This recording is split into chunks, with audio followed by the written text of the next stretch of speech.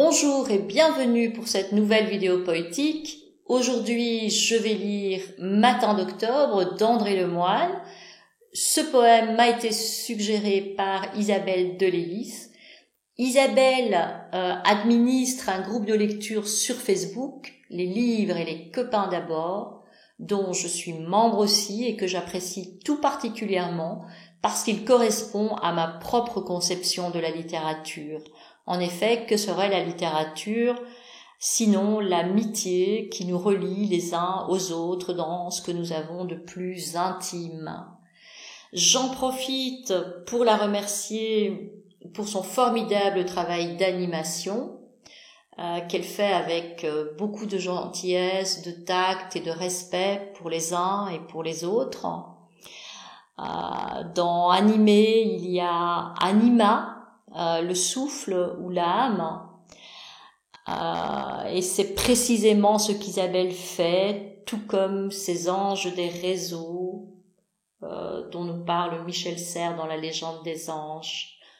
Elle m'a proposé ce texte en me disant qu'il était gai et que cela me changerait des autres poèmes que j'ai lus pour vous précédemment. Si les chants désespérés sont les chants les plus beaux, la poésie n'est pas toujours triste ou tragique, elle est le sel de la vie dans toutes ses variations, la beauté de l'âme à tous les âges. Merci Isabelle. Je vous copie le lien vers sa page afin que vous aussi vous puissiez aller voir ce qui se passe dans sa communauté.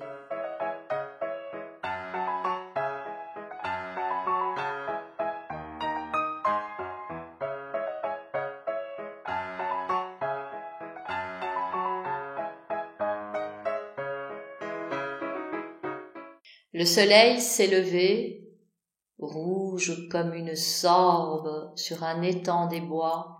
Il arrondit son orbe dans le ciel embrumé comme un astre qui dort. Mais le voilà qui monte en éclairant la brume, et le premier rayon qui brusquement s'allume à toute la forêt donne des feuilles d'or. Et sur les verts tapis de la grande clairière, ferme dans ses sabots, marche en pleine lumière, une petite fille, elle a 7 ou 8 ans, avec un brin d'osier, menant sa vache rousse, elle connaît déjà l'herbe fine qui pousse vive et drue à l'automne, au bord frais des étangs. Oubliant de brouter, parfois la grosse bête, l'herbe aux dents réfléchit et détourne la tête, et ses grands yeux naïfs, rayonnant de bonté, ont comme des lueurs d'intelligence humaine. Elle aime à regarder cet enfant qui l'amène, belle petite brune, ignorant sa beauté, et rencontrant la vache et la petite fille, un rouge-gorge en fait à plein cœur s'égosie, et ce doux rossignol de l'arrière-saison, ébloui des effets sans connaître les causes, est tout surpris de voir aux églantiers des roses, pour la seconde fois donnant leur floraison.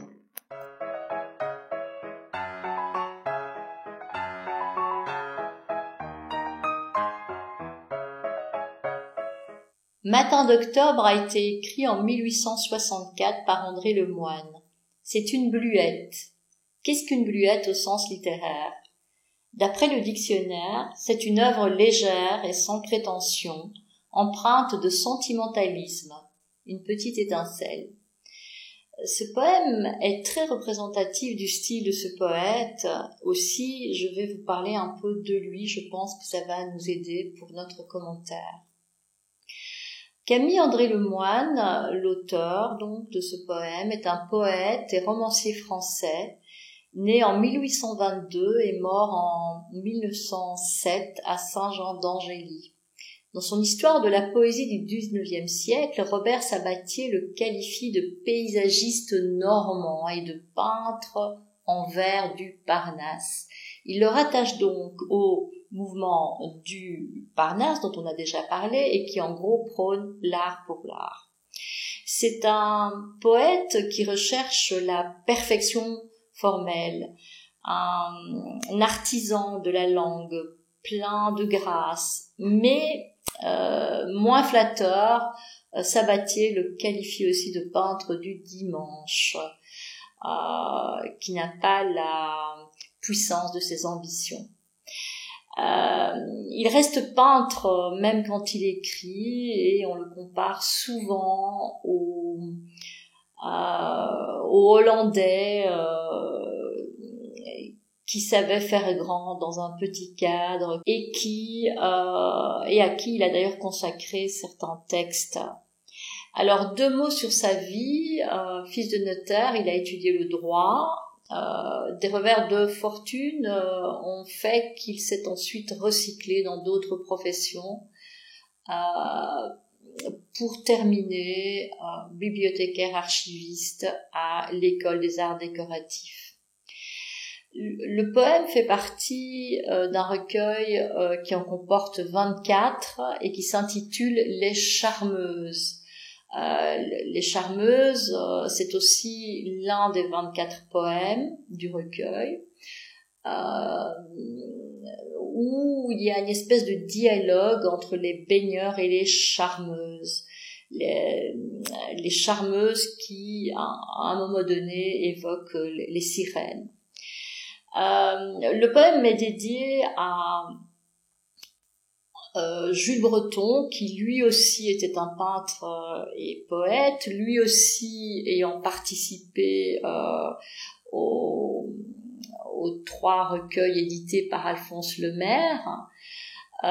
C'est un peintre un peu postérieur à l'école de Barbizon, ce courant pictural qui rompt avec tout ce qui se faisait précédemment, puisqu'avant ça, l'art, la conception de l'art, c'était la sophistication, c'était quelque chose de précieux. Et là, eh bien, on renoue avec la terre, avec la beauté de la nature, jusqu'à un certain panthéisme. Ce sont justement ces thèmes-là que l'on retrouve dans Matin d'octobre. L'amour de la forêt, des bêtes qui vivent en symbiose avec l'homme, avec les animaux. C'est un poème gai, optimiste, qui parle du soleil, de la nature qui renaît sous les rayons radieux d'un soleil d'or. Il dit les animaux non humains, la petite fille, la grosse vache normande. Ce sont des thèmes pleins d'humanité qui réchauffent le cœur. Ce poème sans chichi parle du soleil qui se réveille, qui réchauffe et permet à la forêt et aux animaux de vivre et de renaître en automne.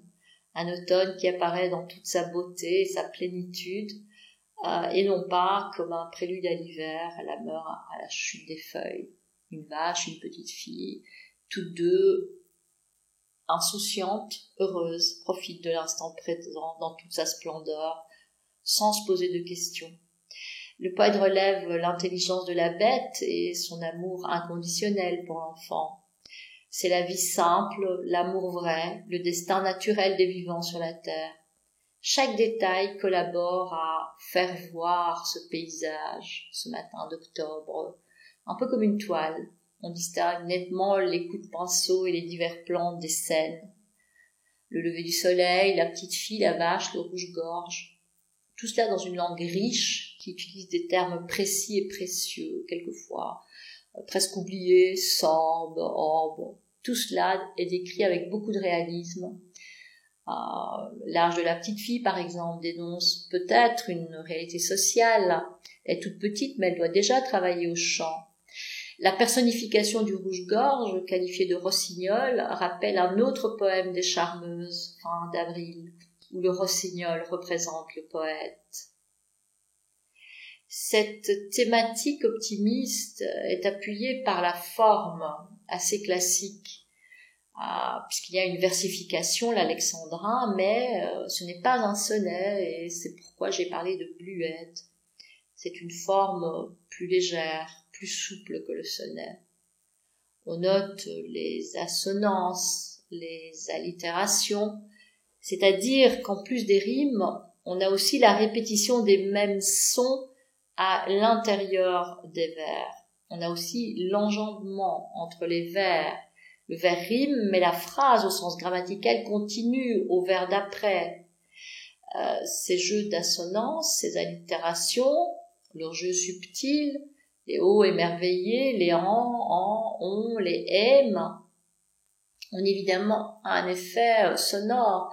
Cela produit une cassure dans le rythme entre les sens et les sons.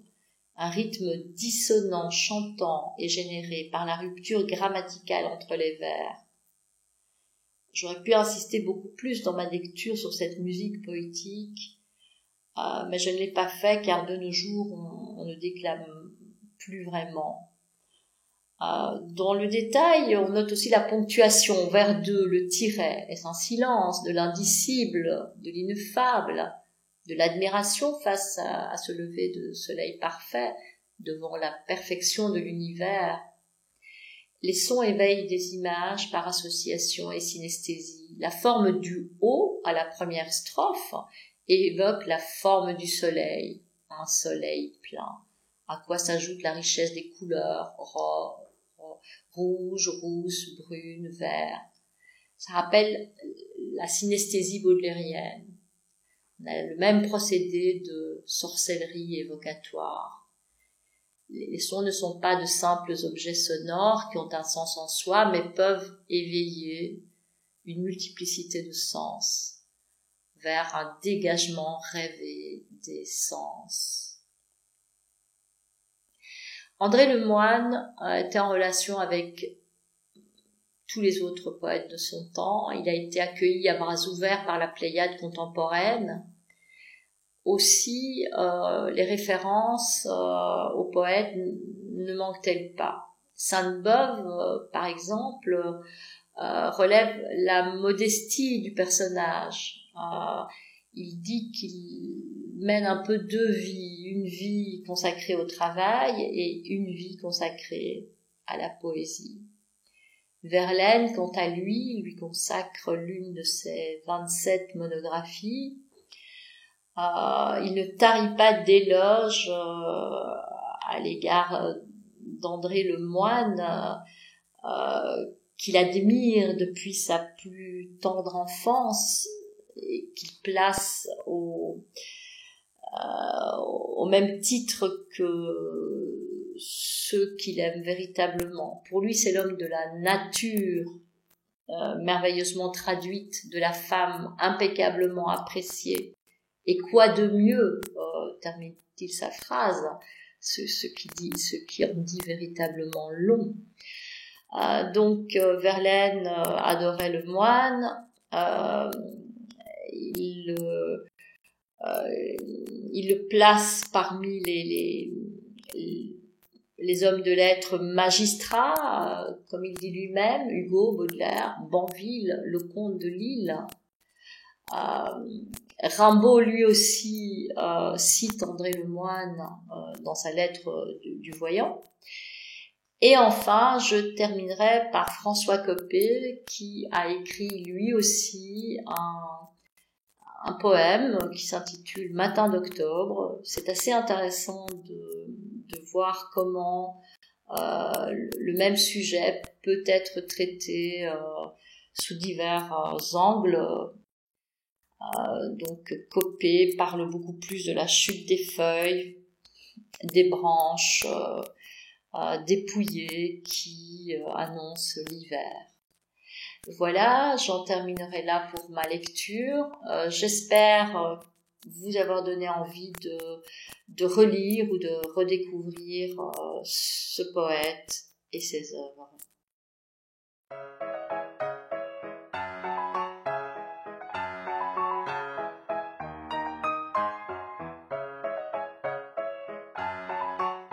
Cette vidéo est maintenant terminée. Merci de l'avoir regardée. J'attends maintenant vos suggestions de textes à lire en dessous dans les commentaires. N'oubliez pas de vous abonner et de mettre un petit pouce bleu. Merci.